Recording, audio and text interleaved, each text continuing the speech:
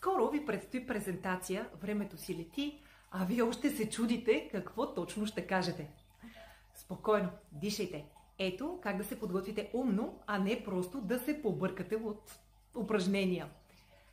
Първо нещо, вземете едно огледало и се гледайте докато презентирате. Огледалото е вашия нов най-добър приятел.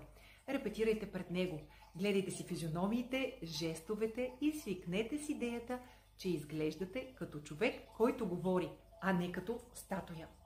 Само 5 минути упражнения ще ви помогнат да видите себе си и да свикнете да говорите пред себе си и пред хора.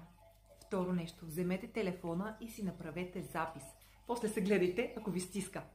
Чуйте своите ъта, мъта, хъта и така нататък.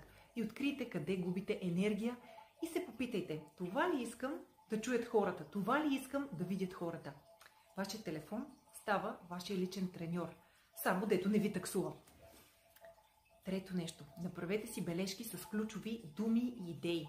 Изхвърлете сценария и още повече ученето на изус.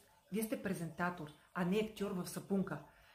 Ползвайте бележки с основните думи и идеи, но не с цели изречения, защото това ще ви обърка. Така ще говорите естествено, а не като гласът на GPS-а. И последно, репетирайте на глас, а не само в главата си. Това е грешка, която много често виждам. В мислите си всички сме гении, ама на глас излизат истинските шедьоври. Дори да нямате много време, 2-3 дни, тези съвети ще ви помогнат да успеете по-бързо да се подготвите и да вземете бързо обратна връзка, за да се подобрите. Пробвайте ги и ще се радвам да споделите. Станахте ли звездите на офиса? Как беше последната ви презентация? Желая ви един усмихнат и прекрасен ден!